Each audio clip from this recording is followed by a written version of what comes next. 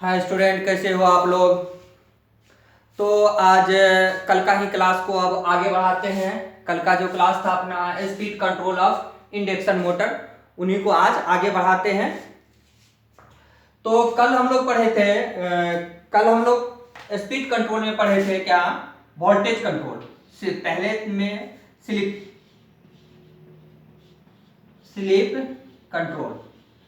Slip control में हम लोग दो तरह का कंट्रोल का मेनली बात किए।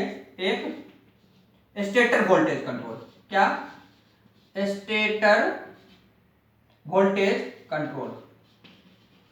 दूसरा रोटर रेजिस्टेंस कंट्रोल। और तीसरा भी बात करेंगे, वो होगा रोटर वोल्टेज कंट्रोल। एक स्टेटर का बात किए और एक बात करेंगे रोटर का। तो कल हम लोग इसके बाद पोल चेंजिंग, इसके बाद फ्रीक्वेंसी का भी बात करेंगे। कल हम लोग पढ़े थे स्टेटर वोल्टेज कंट्रोल के बारे में। आज हम लोग पढ़ेंगे रोटर रेजिस्टेंस कंट्रोल, यानी रोटर में किस तरह से हम रेजिस्टेंस लगा करके मोटर को कंट्रोल कर सकते हैं, उसके बारे में आज हम लोग बात करेंगे। तो आइए इसके बारे में बात करते हैं। जब रोटर रेजिस्टेंस की बात आ रहा है तो ये बात इससे तो समझ में आ रहा है कि जो स्क्वायलर केज इंडक्शन मोटर होता है, उसका रोटर में तो वाइंडिंग होता नहीं है। वो किस तरह का वाइंडिंग होता है, सीधे शॉर्ट सर्किट, एंडिंग रिंग के द्वारा शॉर्ट सर्किट किया हुआ रहता है। उसमें एक्स्ट्रा रेजिस्टेंस इंक्लूड नहीं कर सकते हैं अलग से। तो जाहिर से बात है कि उसमें हम लोग यानी स्क्वायलर गेज इंडक्शन मोटर में रेजिस्टेंस कंट्रोल नहीं कर सकते हैं, रोटर रेजिस्टेंस कंट्रोल नहीं कर सकते हैं। क्यों नहीं कर सकते हैं? क्योंकि उस तरह के वाइंडिंग उसमें होता नहीं है। इसलिए तो हम लोग कह सकते हैं कि rotor resistance control only for wound यानी स्लिप रिंग मोटर में ही हो सकता है, यानी स्लिप रिंग मशीन में ही हो सकता है, अदरवाइज दूसरे में नहीं हो सकता है। यह सिर्फ किस में हो सकता है? तो स्लिप रिंग को हो या वाउंड रोटर या स्लिप रिंग मशीन में ही कर सकते हैं। स्लिप रिंग मशीन में यानी वाउंड रोटर मशीन भी इसको कहो, इसी में सिर्फ हम लोग क्या कर सकते हैं, रेजिस्टेंस कंट्रोल कर सकते हैं। तो कल जो वोल्टेज कंट्रोल का बात किए थे हम लोग, वो सिर्फ किसमें हो सकता था? स्क्वायलर केज में। किसमें? स्क्वायलर केज इंडक्शन मोटर में क्या हो सकता था? स्क्वायलर केज इंडक्शन मोटर में सिर्फ वो हो सकता था, इसमें नहीं हो सकता है। तो ये ध्यान में रखना है, हमेशा सेव करके रखना है ब्रेन में कि रेजिस्टेंस कंट्रोल जो होता है वो स्लिप रिंग मोटर या स्लिप रिंग मशीन में ही हो सकता है, यानी वाउंड रोटर में ही हो सकता है, अदरवाइज में नहीं हो सकता है। तो आओ इसमें हम लोग अब बात करते हैं किसका, रेजिस्टेंस बढ़ाने का। ये स्टेटर है आपका, ये स्टेटर का वाइंडिंग दिखाया है और ये रोटर का वाइंडिंग है। ये रजिस्टर का वाइंडिंग है, ये रोटर का वाइंडिंग है। इसमें ये तीनों स्लिप रिंग है, ये तीनों क्या है? स्लिप रिंग है। और ये रेजिस्टेंस लगा दिए हैं। इस रेजिस्टेंस को बढ़ा घटा करके हम क्या कर सकते हैं, इसके अंदर का रेजिस्टेंस को हम बढ़ा सकते हैं। यहां से रेजिस्टेंस बढ़ाएंगे तो अंदर से रेजिस्टेंस बढ़ेगा, यानी रेजिस्टेंस से हम कंट्रोल कर सकते हैं। अगर कहे कि रोटर में अगर रेजिस्टेंस बढ़ाते हैं कांस्टेंट, अगर टॉर्क अगर टॉर्क अगर कांस्टेंट हो और लोड भी कांस्टेंट हो, क्या लोड भी क्या हो? कांस्टेंट हो, यानी समान लोड हो और समान टॉर्क हो, तो रेजिस्टेंस अगर हम रोटर का बढ़ाएंगे तो स्लिप भी क्या होगा? बढ़ेगा। सीधा सीधी आप समझो, अगर रेजिस्टेंस बढ़ाएंगे तो स्लिप भी क्या होगा? बढ़ेगा। ये सीधा इसका क्या होता है? प्रोपोर्शनल होता है। इसको बढ़ाओ आप, ये भी क्या होगा? खुद ब खुद बढ़ेगा, यानी रेजिस्टेंस बढ़ाओ और स्लिप भी बढ़ेगा। स्लिप बढ़ेगा, रेजिस्टेंस बढ़ेगा तो एक चीज और हो, जब हम रेजिस्टेंस को बढ़ाएंगे तो आपको पता है कि जब रेजिस्टेंस बढ़ेगा तो इसमें जो वाइंडिंग है इसमें क्या होगा, हीटिंग ज्यादा होगा यानी कॉपर लॉस ज्यादा होगा, तो क्या होगा, हीट ज्यादा होगा। कहां, रेजिस्टेंस में, रोटर में। कहां हीट ज्यादा होगा, रोटर में। ये आर इसीलिए लिखे, रोटर समझ लो, या 2 लिख देते हैं, और R2। जब रेजिस्टेंस बढ़ाएंगे तो हीट क्या होगा, बढ़ेगा। जब हीट बढ़ेगा तो पता ही है आपको, एफिशिएंसी क्या होगा, डिक्रीज होगा। यदि रेजिस्टेंस अगर रेजिस्टेंस को आप इंक्रीज करते हो, बढ़ाते हो रेजिस्टेंस, तो क्या होगा, कॉपर लॉस ज्यादा होगा यानी हीटिंग ज्यादा होगा, हीटिंग इंक्रीज होगा। जब हीटिंग इंक्रीज होगा तो जाहिर सी बात है कि मोटर की एफिशिएंसी जो है वो क्या होगा, कम होगा। इस चीज को आप बढ़िया तरीके से एकदम सेव कर लीजिए। इसको पूरी तरीका से आप सेव कर सकते हो कि जब हम रेजिस्टेंस बढ़ाने की बात करते हैं तो रेजिस्टेंस जब बढ़ रहा है, तो जब रेजिस्टेंस बढ़ाएंगे तो हीटिंग बढ़ेगा, हीटिंग जब बढ़ेगा कॉपर लॉस ज्यादा होगा, और इफिशियंसी क्या होगा, कम होगा। इफिशियंसी डेफिनेट ही कम होगा। तो किसका बात कर रहे थे हम, आइए इसको साफ करते हैं। 2-3 चीजें हैं इसमें इंपॉर्टेंट, ये लिख लीजिए। ये सिर्फ पॉसिबल किस पे है, तो आप कहो ये सिर्फ पॉसिबल है किस पे, स्लिप रिंग मशीन पे। स्लिप रिंग मशीन पे सिर्फ ये जो रेजिस्टेंस कंट्रोल है ये पॉसिबल है सिर्फ स्लिप रिंग यानी वाउंड रोटर पे। किस पे,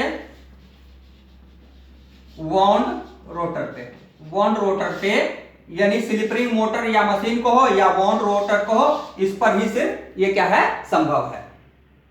एक चीज ये आपको नोट कर लेनी है कि इस पे ही संभव है। दूसरा चीज क्या है, एक चीज आप समझो कि अगर इसमें हीटिंग होगा और इस तरह से अगर हीटिंग हमेशा कंटिन्यू बनाए रखें तो क्या होगा, इसका वाइंडिंग जल नहीं जाएगा।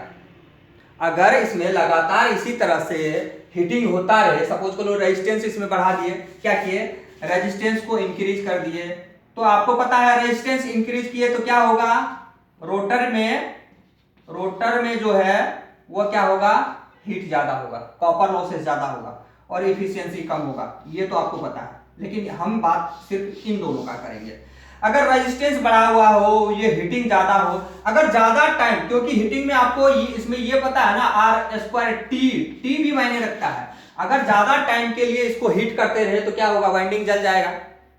तो आपको ये बात समझ में आ गया होगा कि ये जो है ना, शॉर्ट टाइम पीरियड के लिए हम इसको क्या कर सकते हैं, स्पीड कंट्रोल कर सकते हैं। क्या, बिल्कुल ही क्या कर सकते हैं, शॉर्ट टाइम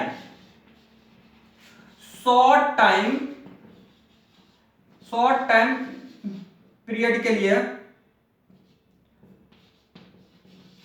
लिए क्या कर सकते हैं, शॉर्ट टाइम पीरियड के लिए हम क्या कर सकते हैं, स्पीड कंट्रोल कर सकते हैं। बहुत लंबा टाइम के लिए हम नहीं कर सकते हैं, बहुत शॉर्ट टाइम के लिए ये काम हम कर सकते हैं, ज्यादा टाइमों के लिए नहीं कर सकते हैं। ज्यादा के लिए क्यों नहीं कर सकते हैं, तो क्योंकि आपको पता है रेजिस्टेंस बढ़ेगा तो इसमें लॉसेस क्या होगा, बढ़ेगा। ये टाइम के साथ होता है, अगर टाइम बढ़ता जाएगा हीटिंग ज्यादा होगा और एक समय ऐसा आएगा ओवरहीट होकर के वाइंडिंग इसका जल सकता है या मोटर बंद हो सकता है। मोटर बंद होने का एक ही कारण है, उसमें क्या होगा, जल सकता है। तो आइए इसका कुछ फार्मूला पर हम लोग ध्यान देते हैं। एक चीज और देखा जाए, एक चीज अगर और देखा जाए तो ये शॉर्ट टाइम के लिए तो होता ही है, शॉर्ट टाइम के लिए तो होता ही है, साथ में साथ टॉर्क का अगर हम लोग बात करें, टॉर्क का अगर बात करें तो ये क्या हो जाता है, 3 ओमेगा एस। और आप ये कर सकते हो स्लिप बढ़ेगा, अगर रेजिस्टेंस बढ़ेगा तो स्लिप भी बढ़ेगा, और इसके बाद v स्क्वायर, क्योंकि टॉर्क डायरेक्ट प्रोपोर्शनल होता है क्या, अप्लाइड वोल्टेज के स्क्वायर का। हम लोग इससे पिछले क्लास में पढ़े थे, टॉर्क डायरेक्ट प्रोपोर्शनल होता है किसका, अप्लाइड वोल्टेज के स्क्वायर का।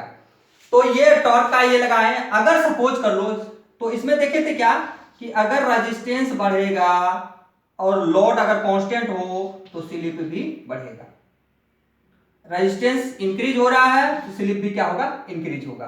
तो इस तरह से हम लोग बात कर सकते हैं। अगर दोनों इंक्रीज होगा तो अगर S यानी स्लिप रिंग बाय R है, अगर स्लिप रिंग थोड़ा सा बढ़ाए 1 किए तो रेजिस्टेंस क्या, यहाँ 2 लिखना था, तो यहाँ रेजिस्टेंस में क्या होगा, ये भी बढ़ाएंगे 2 1 हो जाएगा। अगर स्लिप रिंग को और थोड़ा बढ़ाएं तो रेजिस्टेंस भी क्या होगा, 2 2 हो जाएगा और बढ़ेगा। तो अगर इसको हम देखो इस तरह से अगर कर दे, क्रॉस मल्टीप्लिकेशन अगर करें, इसको क्रॉस मल्टीप्लिकेशन अगर करें, ये बात तो समझ में आ गया होगा कि क्योंकि रेजिस्टेंस इंक्रीज करते हैं तो स्लिप भी क्या हो रहा है, इंक्रीज हो रहा है। रेजिस्टेंस इंक्रीज कर रहे हैं तो स्लिप भी इंक्रीज हो रहा है। तो अगर स्लिप को 1 किए तो ये भी 1 बढ़ेगा, रेजिस्टेंस भी बढ़ेगा क्योंकि दोनों प्रोपोर्शनल है। स्लिप को अगर 2 किए तो रेजिस्टेंस भी क्या होगा, 2 होगा। तो S1 R21 S2 R22, तो अब क्रॉस मल्टीप्लिकेशन करते हैं तो क्या आ जाएगा, S1 bye S2 R21 bye R22 आएगा ना, ये आएगा ना। तो इसलिए अगर इसका हम ग्राफ बनाए तो ग्राफ इस तरह से बन जाएगा। ग्राफ के लिए हम थोड़ा सा टाइम लेंगे, तो आइए इसका ग्राफ बनाते हैं। तो देखते हैं इसका ग्राफ। ये है आपका क्या, टॉर्क, ये मैक्सिमम टॉर्क है आपका, क्या है, मैक्सिमम टॉर्क। ये है आपका स्पीड, क्या है, ये है आपका स्पीड, ये स्पीड है। आपको पता है जब रोटर रुका हुआ रहता है तो स्लिप क्या होता है, तो आप कहोगे 1, क्योंकि देखें हम लोग रोटर का स्पीड क्या होगा, 0। जब रोटर का स्पीड 0 होगा तो स्लिप क्या होगा, 1। और जैसे जैसे रोटर रोटेट करना शुरू करेगा, तो धीरे धीरे करके रोटर किस स्पीड तक पहुंचना चाहेगा, वो ns यानी सिंक्रोनस स्पीड की तरफ। रोटर 0 से स्टार्ट होकर के कहां तक पहुंचना चाहेगा, वो हालांकि वहां तक पहुंच नहीं पाता है, लेकिन पहुंचने का कोशिश कहां तक करता है, सिंक्रोनस स्पीड तक। तो यहां क्या आ जाएगा, सिंक्रोनस स्पीड तक यह पहुंचने का कोशिश करेगा। जब ये सिंक्रोनस स्पीड तक पहुंचने का, जब ये सिंक्रोनस रोटर अगर सिंक्रोनस स्पीड तक पहुंच जाएगा तो स्लिप क्या हो जाएगा, 0। तब तो स्लिप कुछ होगा ही नहीं। आपको पता ही है कि अगर रोटर की स्पीड सिंक्रोनस स्पीड के बराबर अगर हो जाए तो स्लिप क्या हो जाएगा, 0। लेकिन ऐसा होता नहीं है, ऐसा होता कभी नहीं है। तो स्पीड क्या हो रहा है धीरे धीरे, तो आप कहोगे स्पीड इंक्रीज हो रहा है। स्लिप क्या हो रहा है, स्लिप डिक्रीज हो रहा है। स्पीड इंक्रीज हो रहा है, स्पीड बढ़ रहा है, और स्लिप क्या हो रहा है, घट रहा है। अगर इस तरह से हम लोग बात करें तो इसमें अगर इस तरह से पूरा करके देखें तो जब रेजिस्टेंस इसका टॉर्क अगर मैक्सिमम तक जाएगा तो ये आपका क्या हो जाएगा, ये इस तरह से आ जाएगा। हालांकि ये सीधा होना चाहिए,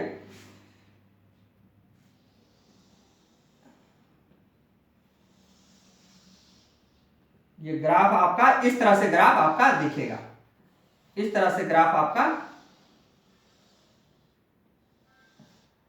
इस तरह से नहीं, ऐसे होता है। और ये आपका क्या आ गया, मैक्सिमम तक आ गया। कहां तक आ गया, मैक्सिमम तक। ये समझ लो आप, ये रेजिस्टेंस सबसे कम वाला रेजिस्टेंस है जो दूर तक गया है, तो R इसको लिख सकते हो R21। इससे ज्यादा रेजिस्टेंस बढ़ा हुआ है तो ये क्या हो गया आपका R22। इससे भी ज्यादा बड़ा रेजिस्टेंस, ये सबसे हाई रेजिस्टेंस है, तो ये हो गया R23। तो इस तरह से ये यहां एक पॉइंट पे आकर के क्या होता है, मिल जाता है। ये ग्राफ किसका आ गया आपको, ये ग्राफ आ गया क्या, रेजिस्टेंस कंट्रोल का। किसका, resistance rotor resistance control, rotor resistance control का ये आ गया क्या, ग्राफ। कौन सा graph, TS graph, TS graph. ये टीएस ग्राफ का ये क्या है, कैरेक्टरिस्टिक है। टीएस ग्राफ का ये कैरेक्टरिस्टिक्स है।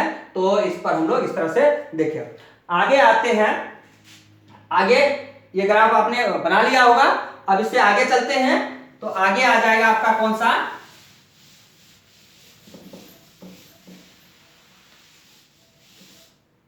आगे हम लोग पढ़ेंगे। अब फिर से एक बार फार्मूला एनएस का, रोटर का अगर फार्मूला लिख ले तो क्या था, 1 120 इंटू एफ बाई पोल और 1 माइनस एस। तो स्लिप का हम लोग बात कर लिए, अब बात करते हैं किसका, पोल का, फिर बात करेंगे फ्रीक्वेंसी का, पोल का। एक बात पता है आपको, इसको तब तक हम रख दे सिंक्रोनस स्पीड का बात करें, किसका, सिंक्रोनस स्पीड का। क्या होता है 120 इंटू एफ बाई पोल। अब देखो इसके स्थान पे हम पोल रख करके चेंज करते हैं, देखो सिंक्रोनस स्पीड में क्या परिवर्तन होता है। पहले पोल आप 2 रखो, क्या रखो 2, और फ्रीक्वेंसी को 50, फ्रीक्वेंसी कितना है 50 हर्ट्ज, फ्रीक्वेंसी 50 हर्ट्ज है।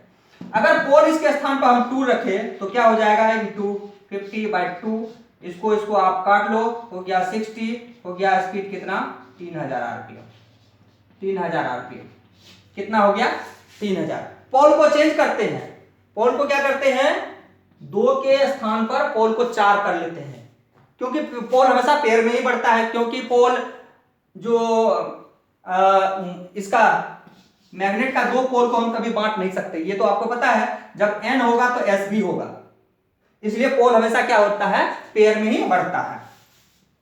अगर इसके स्थान पर 4 कर दे तो क्या हो जाएगा 120 इंटू 50/4, इसको काटो आप, क्या हो गया 3, तो ये क्या हो गया 1500 आरपीएम।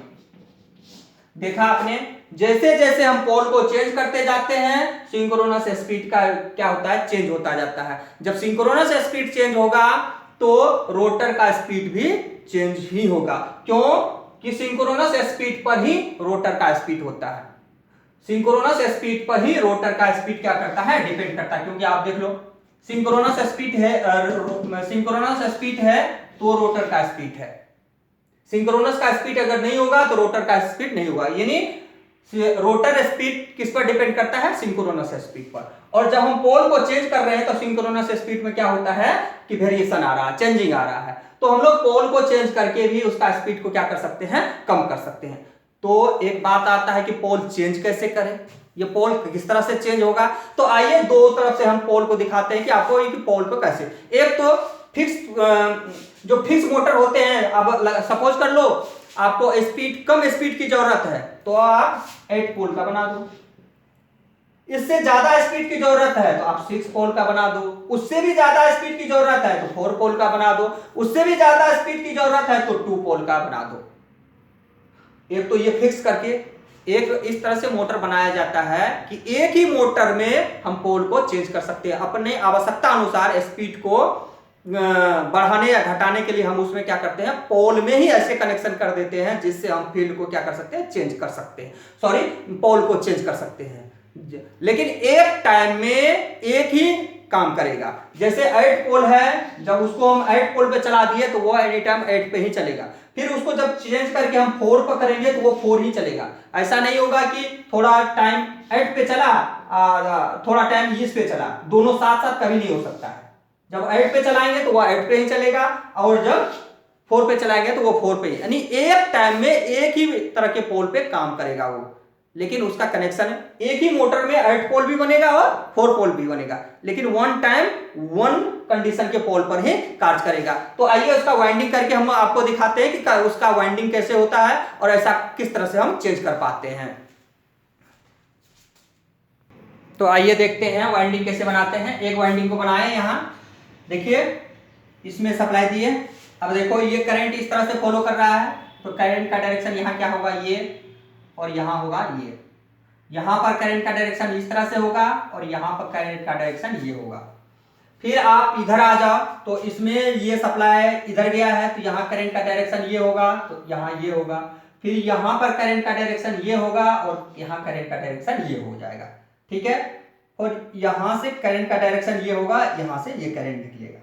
फिर इधर से जो जा रहा है, यहाँ देखो करंट का डायरेक्शन ये होगा तो यहाँ करंट का डायरेक्शन ये हो जाएगा, फिर ये यहाँ करंट का डायरेक्शन ये होगा, इस तरह से करंट का, फिर ये इधर से ये आ रहा है तो यहाँ क्या होगा, करंट का डायरेक्शन ऐसे होगा, इसमें भी ऐसे होगा, इसमें ऐसे होगा, इसमें ऐसे होगा, और ये इधर से जो जा रहा है यहाँ करंट का डायरेक्शन ये होगा, इस तरह से निकलेगा। तो यहाँ आपको किस तरह से लग रहा है, आपको कैसा लगा, एक एन एस, क्योंकि एक में करंट का डायरेक्शन देखो, इसमें करंट का डायरेक्शन देखो इस तरह से आ रहा है, नीचे, दोनों नीचे। इसमें देखो ये दोनों बगल वाला पे आप ध्यान दो, ये दोनों आपको नीचे दिख रहा है, दोनों का डायरेक्शन, यहाँ दोनों का डायरेक्शन क्या है, ऊपर दिख रहा है। यहाँ यदि ये सीधा टर्न मान लो तो ये उसका उल्टा है, तो एक एन बनेगा, एस बनेगा, एन बनेगा, एस बनेगा, एन एस इस तरह से। तो ये हो गया आपका एन, ये हो गया आपका एस पोल, फिर ये हो गया एन पोल, ये हो गया एस पोल। तो कितने पोल के हो गए ये, तो ये हो गया आपको 4 पोल का। कितने पोल, पोल्स हो गया आपका क्या, 4 पोल्स, 4 पोल्स का हो गया ये। कितने, वाइंडिंग यही रहेगा, वाइंडिंग यही रहेगा। आइए दूसरा बनाते हैं, आइए दूसरा बनाते हैं, दोनों में आप कंपैरिजन करेंगे, फिर आपको पता चलेगा कि कैसे होता है। आइए इस तरह से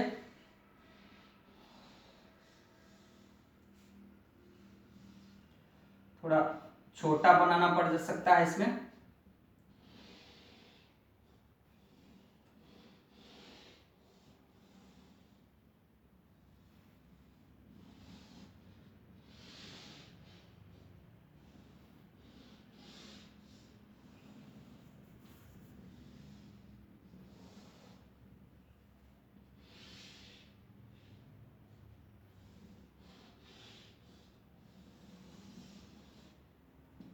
यहां देख लो, मान लेते हैं ये यहां है, करंट का डायरेक्शन ये है, इसमें करंट का डायरेक्शन ये है, तो करंट का डायरेक्शन तो इसमें कैसे हो जाएगा, ये हो जाएगा, यहाँ इसका उल्टा हो जाएगा।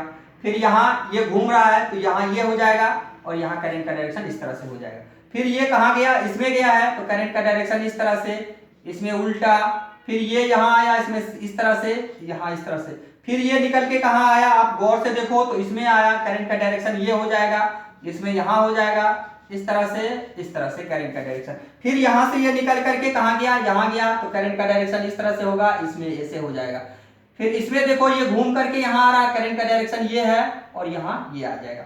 इसमें क्या हुआ, एक ही करंट सारे में एक तरफ से घूमता गया। तो अगर सपोज कर लो आप ये एन बन जाता है, तो इसका ये बीच वाला क्या बन जाएगा, एस, क्योंकि दोनों में सेम टर्न है। उल्टा टर्न होता तब तो ये एन है तो ये एस होता, ये एन है तो ये एस होता, लेकिन उल्टा तो है नहीं, दोनों में सब में करंट का डायरेक्शन सेम सेम है। जब इसमें एन बनेगा तो ये भी आपका क्या होगा, एन बनेगा, ये भी आपका क्या होगा, एन बनेगा, ये भी क्या होगा, एन बनेगा। तो इसके बीच बीच में जो ये खाली दिख रहा है ना आपको, ये बन जाएगा एस, ये बन जाएगा एस, ये बन जाएगा एस, और ये बन जाएगा आपका एस। ये यहाँ ये से घूम करके आए, तो यहाँ कितने पोल हो गए, ये पोल्सों की संख्या 1 2 3 4 5 6 7 और 8। यहाँ पोल्सों की संख्या कितने हो गए, 8। तो वाइंडिंग में किसी तरह का परिवर्तन नहीं है, बस यहां थोड़ा सा परिवर्तन किया है मैंने, यहां इसके जगह पर इसको लगाया है। ठीक है, तो आइए इस तरह से भी देख सकते हैं, हम इस तरह से भी देख सकते हैं, इस तरह से। लेकिन वाइंडिंग एक तरह का, सिर्फ कनेक्शन हम क्या किए, यहां पर ये जो कनेक्शन था, इस कनेक्शन को हटा करके और ऐसे कर दिए, सीधा कर दिए। इस कनेक्शन को हटा करके इसमें क्या कर दिया, सीधा कर दिया ये, तो इस तरह से चलना शुरू हो जाता है। तो आपने देखा कि एक ही मोटर में और एक ही प्रकार के वाइंडिंग है, सिर्फ इसमें कनेक्शन थोड़ा सा कनेक्शन में चेंज करते हैं तो पोल में क्या होता है, चेंजिंग आ जाता है। लेकिन एक टाइम में अगर हम जिस टाइम में 8 पोल वाले सिस्टम पे चलाएंगे, उस टाइम में 4 नहीं चला सकते, क्योंकि कनेक्शन इसका क्या करना होगा, चेंज करना होगा। लेकिन दोनों ये पोल जो बना होगा एक ही स्टेटर के अंदर है, 8 भी बना लेंगे उसको और 4 भी बना लेंगे, 8 भी बना लेंगे, लेकिन एक टाइम में एक ही तरह से चला सकते हैं, या तो आप 8 पे चलाओ और या आप किस पे चलाओ, 4 पे चलाओ। तो इस तरह से हम क्या कर सकते हैं, इसको पोल को चेंज कर सकते हैं। और पोल को चेंज करने के बाद क्या होता है कि स्पीड खुद ब खुद कंट्रोल होता है, क्योंकि आपको पता है, अभी देखे थे। और दूसरा बात क्या है कि आप फ्रीक्वेंसी पर अगर बात करें तो फ्रीक्वेंसी ये काफी कॉस्टली डिवाइस होता है, फ्रीक्वेंसी कंट्रोलर।